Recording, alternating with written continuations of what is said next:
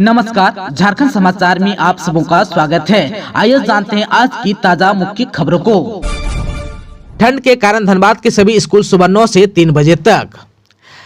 धनबाद जिले में ठंड को देखते हुए स्कूलों के समय में परिवर्तन किया गया है। जिला शिक्षा पदाधिकारी भूतनाथ रजवार ने मंगलवार को इस संबंध में आदेश जारी किया। आदेश के अनुसार सभी सरकारी, गैर सरकारी, अल्पसंख्यक, मदरसा, सीबीएसई, आईसीएसई एवं निजी स्कूलों के लिए अध्यापन की अवधि सुबह 9 बजे से अपराह्न 3 बजे तक की गई है। इस आदेश को तत्काल प्रभाव से लागू किया गया है। 31 जनवरी तक इसी अवधि में स्कूलों का संचालन होगा। आप सबको बता दूं कि सरकारी स्कूल का संचालन पहले से ही सुबह 9 बजे से हो रहा है। हालांकि कुछ अभिभावक कड़ाके की ठंड को देखते हुए 1 से 5वीं तक की कक्षाओं को छुट्टी कराने की मांग कर रहे हैं।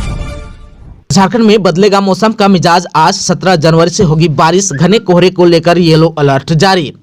कड़ाके की ठंड और शीतलहर के बीच झारखंड में मौसम का मिजाज बदलेगा। कोहरे से भी अभी राहत नहीं मिलने वाली है। 17 और 18 जनवरी को राज्य में बारिश होने की संभावना है। मौसम विभाग की माने तो पूर्वी सिंहभूम, पश्चिमी सिंहभूम, सरायकेला, सिमडेगा, रांची, बोकारो, गुमला, हजारीबाग, खूंटी, रामगढ़, देवघर, धनबाद, दुमका, गिरिडीह, गोड्डा, जामताड़ा, पाकुड़, साहिबगंज जिले में कहीं कहीं हल्के दर्जे की वर्षा हो सकती है। वहीं 19 जनवरी तक घने कोहरे को लेकर अलर्ट जारी किया गया है। हालांकि 22 जनवरी तक कोहरे से राहत नहीं मिलने वाली है। आप सबको बता दूं कि 19 और 20 जनवरी की सुबह में भी कोहरा या धुंध और बाद में आसमान मुख्यतः साफ रहेगा, मौसम शुष्क रहेगा। 21 और 22 जनवरी की सुबह में कोहरा या धुंध और बाद में आसमान मुख्यतः साफ रहेगा, मौसम शुष्क रहने की संभावना है। वहीं पिछले 24 घंटे में झारखंड में मौसम का मिजाज शुष्क रहा। राज्य के पूर्वी भागों में कहीं कहीं हल्के से मध्यम दर्जे का कोहरा देखा गया। पश्चिमी भाग में कहीं कहीं शीतलहर चली। सबसे अधिक उच्चतम तापमान 27.4 डिग्री सेल्सियस चाईबासा में दर्ज किया गया, जबकि सबसे कम न्यूनतम तापमान 03.1 डिग्री सेल्सियस गुमला में रिकॉर्ड किया गया। 24 जनवरी से चलेगी दुमका पटना एक्सप्रेस ट्रेन।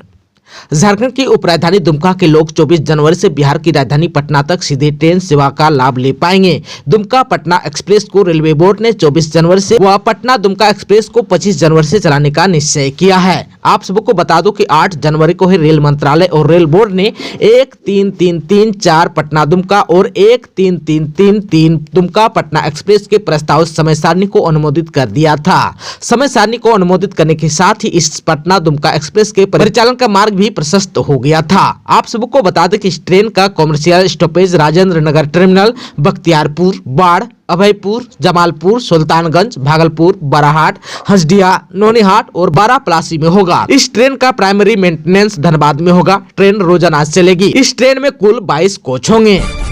धनबाद में डीएवी स्कूल के बस में लगी आग, बाल बाल बच्चे। डीएवी कोयला नगर में सुबह उस वक्त अफरा तफरी मच गई जब स्कूल के समीप बच्चों को उतार रही बस BR21G 8203 में आग लग गई। घटना सोमवार की सुबह लगभग 8 बजे की है। बताया जाता है कि बस में तैनात कर्मी बच्चों को उतार रहे थे। इसी बीच आवाज हुई और बस से धुआं निकलने लगा। देखते ही देखते बस से आग की लपटें निकलने लगी। तत्काल डीएवी स्कूल के अन्य बसों के चालक और कर्मी पहुंच गए। सभी आग पर काबू पाने में जुट गए। करीब आधे घंटे के प्रयास के बाद बस में लगी आग पर काबू पा लिया गया। आप सबको बता दो कि डीएवी स्कूल में बसों का परिचालन एजेंसी के माध्यम से किया जा रहा है। गनीमत यह रही कि बच्चों को बस से उतारने के बाद उसमें आग लगी। इधर जो है एजेंसियों के प्रतिनिधियों के अनुसार बस के डायनेमो के वायर में शॉर्ट सर्किट से आग लगी। राज्यपाल सीपी राधाकृष्णन ने 48 को किया सम्मानित, किसानों को बताया समाज की रीढ़। झारखंड के राज्यपाल सीपी राधाकृष्णन ने मंगलवार को होटल रेडिसन ब्लू में आपके प्रिय अखबार प्रभात खबर द्वारा आयोजित झारखंड किसान सम्मान 2024 में किसानों और कृषि क्षेत्र में बेहतर कार्य करने वाले 48 लोगों को सम्मानित कर हौसला बढ़ाया।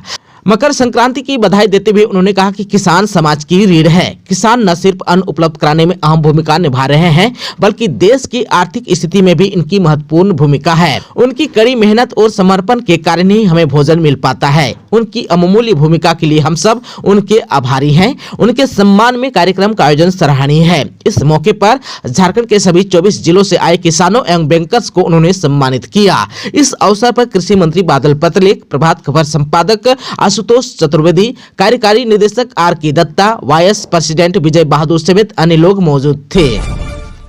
किसान सम्मान समारोह में बोले मंत्री बादल पत्रलेख, त्याग की प्रतिमूर्ति होते हैं अन्नदाता।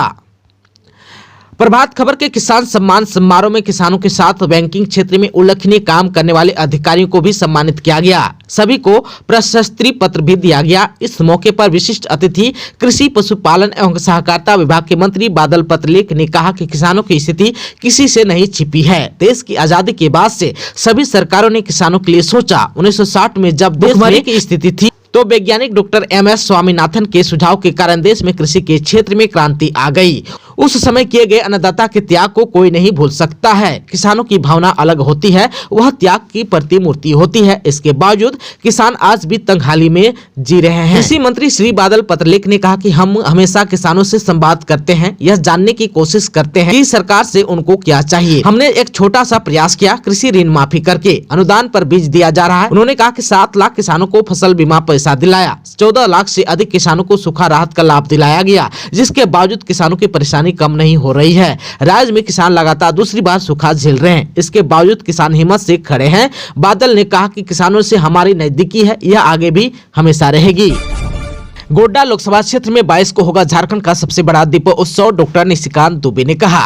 गोड्डा के सांसद डॉक्टर निशिकांत दुबे मंगलवार को देवघर के बाबा मंदिर पहुंचे। उन्होंने बाबा बैद्यनाथ की पूजा करने के बाद मंदिर परिसर में स्वच्छता अभियान चलाया। प्रधानमंत्री द्वारा 14 से 22 जनवरी तक देश के मठ मंदिरों में स्वच्छता अभियान चलाने का आह्वान पर सांसद ने बाबा मंदिर परिसर में झाड़ू लगाया तथा कचरे को एकत्र कर डस्टबिन में डाला। सांसद डॉक्टर दुबे ने कहा कि अयोध्या में भगवान श्री राम की प्रतिमा की प्राण प्रतिष्ठा के दिन 22 जनवरी को पूरे झारखंड में सबसे बड़ा दीपोत्सव गोड्डा लोकसभा क्षेत्र में मनाया जाएगा। इस दौरान लोकसभा क्षेत्र के 110 किलोमीटर के दायरे में आयोजन किया जाएगा। इस दिन क्षेत्र के हर छोटे बड़े मंदिरों में राम जी के आगमन की खुशी में जोरदार उत्सव का आयोजन किया जाएगा। क्षेत्र के सभी मंदिरों में दीपोत्सव का आयोजन होगा। जगह जगह बड़े कस्बे में कार्यक्रम का आयोजन होगा तथा अयोध्या से लाइव प्रसारण की व्यवस्था होगी। साथ ही रामायण दिखाया जाएगा। टावर चौक पर भी इसकी व्यवस्था रहेगी। इसी तरह बासुकीनाथ, महागमा, गोड्डा, जरमुंडी, पथरगमा, पोड़ैयाहाट, हंसडिया आदि का रास्ता रामरमय होगा। नए एक्सप्रेसवे से रांची की दूरी 100 किलोमीटर होगी कम, विधायक अनंत ओझा ने कहा। भारत सरकार ने रांची से साहिबगंज को जोड़ने के लिए नए एक्सप्रेसवे का प्लान तैयार किया है। 325 किलोमीटर के इस लंबे एक्सप्रेसवे के निर्माण के बाद राजधानी रांची से साहिबगंज की दूरी कम हो जाएगी। इस एक्सप्रेसवे के निर्माण से न सिर्फ साहिबगंज की कनेक्टिविटी में सुधार होगा, बल्कि रामगढ़, हजारीबाग, कोडरमा, गिरिडीह, देवघर, दुमका, गोड्डा, पाकुड़ और साहिबगंज जिले को भी इसका लाभ होगा। 4 लेन वाले एक्सप्रेसवे का मुख्य उद्देश्य यात्रा की अवधि को कम करना है, ताकि साहिबगंज और इस एक्सप्रेसवे से जुड़े जिले के निवासी को राजधानी आने जाने में समय की बचत हो सके। एक्सप्रेसवे बनने से व्यावसायिक गतिविधियों में इजाफा हो सकेगा, रोजगार का भी सृजन होगा। राजमहल के विधायक अनंत ओझा ने बताया कि उन्होंने इसके लिए लगातार प्रयास किया। एक्सप्रेसवे के निर्माण के बाद माल ढुलाई की लागत में कमी आएगी, क्योंकि वर्तमान मार्ग पर परिवहन के लिए लंबी यात्रा करनी पड़ती है। इसके कारण ईंधन और समय की भी बर्बादी होती है। विधायक ने बताया कि वर्तमान में राजधानी रांची से साहिबगंज जाने में करीबन 430 किलोमीटर की दूरी तय करनी पड़ती है और इस दूरी को पूरा करने में करीबन 10 घंटे का समय लगता है, जबकि इस एक्सप्रेस के निर्माण के बाद यह दूरी महज 325 किलोमीटर की रह जाएगी। इस प्रकार करीबन 100 किलोमीटर की दूरी कम हो जाएगी। इससे समय और ईंधन की खपत में भारी कमी आएगी। इटली को 5-1 से रौंदकर भारतीय महिला हॉकी टीम शान से सेमीफाइनल में। झारखंड की राजधानी रांची में चल रहे FIH महिला हॉकी क्वालिफायर में इटली को 5-1 से हराकर भारत ने शान से सेमीफाइनल में प्रवेश कर गया। अब जो है भारत का मुकाबला गुरुवार को जर्मनी से होगा। दूसरे सेमीफाइनल में जापान की भिड़ंत अमेरिका से होगी। आप सबको बता दो कि भारत ने मैच के पहले ही मिनट में पेनाल्टी कॉर्नर हासिल किया और उदिता ने उसे गोल में बदलकर टीम को बढ़त दिला दी। इसके बाद भारत ने पीछे मुड़कर भी नहीं देखा। भारत की बेटियां कमाल का प्रदर्शन किया और अधिकतर समय गेंद अपने कब्जे में रखी। भारत ने इटली को एक भी पेनाल्टी कॉर्नर बनाने का मौका नहीं दिया। दुमका से भी गुजरेगी राहुल गांधी की भारत जोड़ो न्याय यात्रा, तैयारी को लेकर कांग्रेसी कार्यकर्ताओं ने की बैठक। दुमका जिला कांग्रेस कमेटी के अध्यक्ष महेश राम चंद्रवंशी की अध्यक्षता में राहुल गांधी की भारत जोड़ो न्याय यात्रा की सफलता को लेकर महत्वपूर्ण बैठक बुलाई गई। इसमें दुमका जिला कांग्रेस प्रभारी रविंद्र वर्मा उपस्थित रहे। उन्होंने बताया कि राहुल गांधी की भारत जोड़ो न्याय यात्रा शुरू हो चुकी है। वे झारखंड में 8 दिनों तक रहेंगे और 804 किलोमीटर की यात्रा करेंगे। झारखंड के कांग्रेसी इससे काफी उत्साहित भी है और दुमका जिला कांग्रेस कमेटी भी राहुल गांधी गांधी के स्वागत को लेकर बहुत ही संवेदनशील है। यह यात्रा राहुल गांधी की चौथी दुमका यात्रा होगी। इसके पहले श्री गांधी 3 बार दुमका आ चुके हैं। दुमका जिला के तमाम कांग्रेसी इसे अलग अंदाज में त्योहार के रूप में मनाने की तैयारी कर रहे हैं। बैठक में चर्चा हुई कि हजारों की संख्या में दुमका जिला के कांग्रेसी राहुल गांधी के आगमन पर रास्ते में उनका स्वागत करेंगे, उनके साथ पदयात्रा भी करेंगे और यहाँ की संस्कृति की झलक भी राहुल गांधी देख पाएंगे। श्री वर्मा ने कहा कि दुमका जिला ने प्रत्येक कार्यक्रम में अपनी अलग पहचान बनाई है और आने वाले दिन में भी राहुल गांधी की दुमका यात्रा होगी, वह अभी अस्मरणीय होगी। कोयला कारोबारी इजहार अंसारी हजारीबाग से हुआ अरेस्ट। कोल लिंकेज केस में छापामारी के बाद ईडी ने धर दबोचा। कोल लिंकेज केस में ईडी यानी कि प्रवर्तन निदेशालय ने कोयला कारोबारी इजहार अंसारी को अरेस्ट कर लिया है। बताया जा रहा है कि शाम 7:50 पर इनकी गिरफ्तारी हुई है। ईडी के अधिकारियों ने मंगलवार की सुबह से ही हजारीबाग और रामगढ़ स्थित ठिकानों पर छापामारी की। आप सबको बता दो कि हजारीबाग के लौसिंगना थाना क्षेत्र स्थित कोयला कारोबारी इजहार अंसारी के ठिकानों पर ईडी ने दूसरी बार छापामारी की है। आप सबको बता दो कि ईडी की टीम ने सुबह 7 बजे कोयला व्यवसायी इजहार अंसारी के आवास पर पहुंच गई थी। ईडी की 8 सदस्यीय टीम ने छापामारी की थी। छापेमारी दल के साथ सीआरपीएफ के जवान भी मौजूद थे। इससे पहले इजहार अंसारी के यहाँ 3 मार्च 2023 को भी ईडी की छापामारी हुई थी। आप सबको एक बार से फिर से बता दूं कि प्रवर्तन निदेशालय की टीम ने कोयला कारोबारी इजहार अंसारी को गिरफ्तार कर लिया। सुबह से आवास और ऑफिस में छापामारी के बाद देर शाम को ईडी ने अरेस्ट कर लिया। शाम 7:50 पर गिरफ्तारी की गई। हजारीबाग के अलावा रामगढ़ जिला स्थित फैक्ट्री में भी ईडी ने मंगलवार को छापामारी की। कॉमरेड महेंद्र सिंह के शहादत दिवस पर सीपीआई एमएलए के महासचिव दीपांकर भट्टाचार्य ने केंद्र सरकार पर साधा निशाना। भाकपा माले के महासचिव दीपांकर भट्टाचार्य ने कहा कि देश में धर्म की राजनीति चल रही है।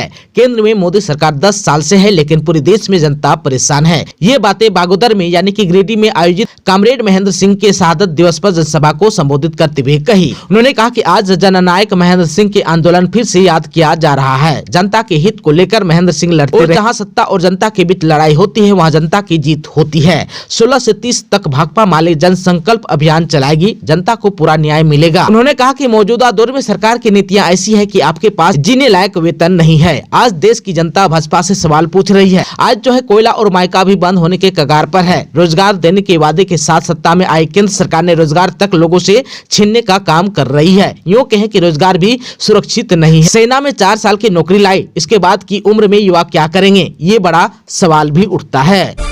धनबाद के बगमारा कॉलेज के परीक्षा हॉल में घुसकर परीक्षक से मारपीट, 2 हिरासत में। धनबाद के बगमारा कॉलेज बगमारा में मंगलवार को परीक्षा हॉल में घुसकर बाहर के 25 से 30 लोगों ने इतिहास विभाग के प्रोफेसर ब्रह्मानंद पांडे के साथ मारपीट कर आधे घंटे तक परीक्षा बाधित कर दी। उस वक्त फर्स्ट सिटिंग में सेमेस्टर 5 इतिहास विषय की परीक्षा चल रही थी। प्रोफेसर पांडे बतौर परीक्षक ड्यूटी पर थे। इस संबंध में भुक्तभोगी प्रोफेसर ने बगमारा थाना में अज्ञात लोगों के खिलाफ शिकायत की है। उनका आरोप है कि मंगलवार दिन 11:15 पर परीक्षा हॉल नंबर 4 में अचानक 25 से 30 युवक घुसे और घेर कर मारपीट करते हुए कक्षा से बाहर निकाल दिया। कॉलेज के अन्य प्रोफेसरों ने बीच बचाव कर लोगों के चंगुल से बचाया। उसके बाद प्राचार्य ने बगमारा पुलिस को सूचना दी। पुलिस ने 2 युवकों को पूछताछ के लिए हिरासत में लिया है। प्रोफेसरों ने पुलिस से कॉलेजों में सुरक्षा देने की मांग की है। सिंचाई सोलर प्लेट बरामद, 2 आरोपी हुआ गिरफ्तार। गुमला पुलिस ने धनगांव गाजाटोली से डैम में सिंचाई के लिए लगे सोलर प्लेट चोरी के मामले का उद्भेदन कर सोलर प्लेट बरामद कर लिया है। साथ ही चोरी के आरोपी धनगांव महुआटोली निवासी शंकर बिलुंग व धनगांव गाजाटोली निवासी चंद्रपाल बड़ा को गिरफ्तार किया है। थानेदार विनोद कुमार ने बताया कि सोलर प्लेट चोरी होने के मामले में धनगांव गाजाटोली निवासी मंगिया देवी ने गुमला थाना में लिखित आवेदन सौंप कर प्राथमिकी दर्ज कराई थी। दोस्तों, अभी तक आपने चैनल को सब्सक्राइब नहीं किया है तो प्लीज चैनल को सब्सक्राइब कर बेल आइकन को प्रेस कर दीजिएगा ताकि खबरों का अपडेट आपको मिलता रहेगा। इसके साथ ही आज के खबरों में बस इतना ही। हमें दीजिए इजाजत। नमस्कार।